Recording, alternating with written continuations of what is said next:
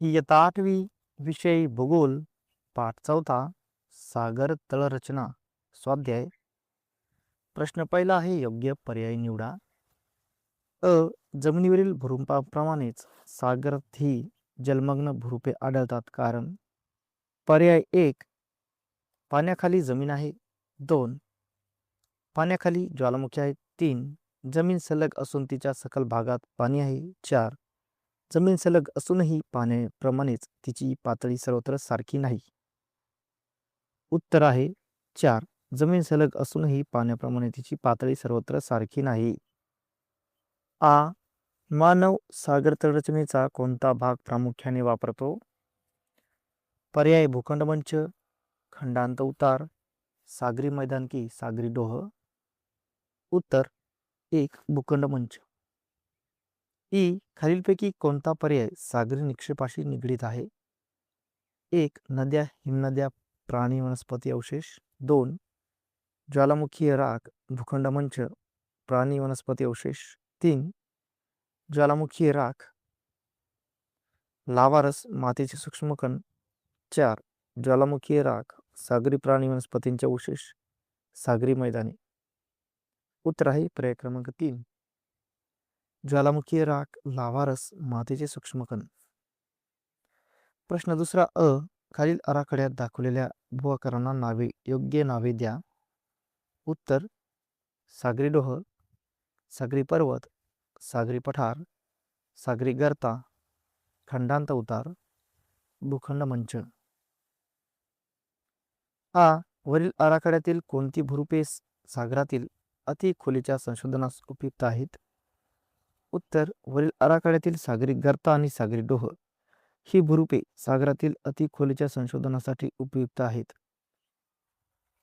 E. कोणती भूरूपे सागरी सीमांचे संरक्षण व नौदलाच्या तळ उभारणीस योग्य आहेत?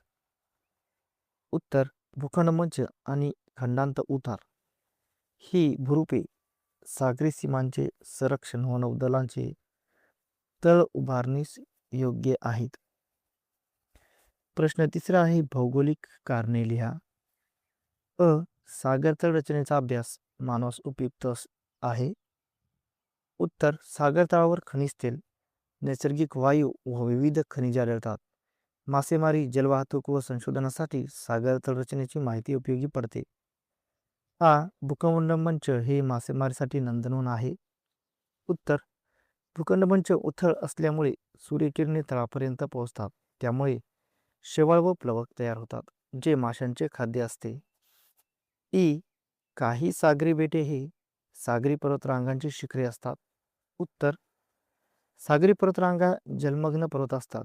त्यांच्या काही शिखरांचे भाग समुद्रपृष्ठाच्या वर आलेले असल्यामुळे बेटे तयार होतात. ई. खंडांत उतार ही भूखंडांची सीमारेषा मानतात. उत्तर भूखंडमंच संपल्यानंतर समुद्रतळाचा उतार तीव्र होतो. या भागाची अधसीमा ही भूखंडांची सीमा मानली जाते. उ. मानवाकडून सागरात होणारे टाकाऊ पदार्थांचे विसर्जन हे पर्यावरणाच्या दृष्टीने हानिकारक असते. उत्तर टाकाऊ पदार्थांमुळे सागराचे पाणी व सागरतळ प्रदूषित होते. त्यामुळे सजीवसृष्टीला धोका निर्माण होतो. प्रश्न क्रमांक 4 पृष्ठ क्रमांक 27 वरील पहा बरे जमते का मधील नकाशाचे निरीक्षण करून खालील प्रश्नांची उत्तरे लिहा. नकाशा. अ. मादागास्कर आणि श्रीलंका ही सागर तळरचनेच्या कोणत्या भूरूपांशी संबंधित आहेत? उत्तर मादागास्कर आणि श्रीलंका ही सागरी बेटे या भूरूपांशी संबंधित आहेत. आ. हे भूभाग कोणकोणत्या खंडांजवळ आहेत? उत्तर मादागास्कर हे आफ्रिका खंडाजवळ आहे. श्रीलंका हे आशिया खंडाजवळ आहे.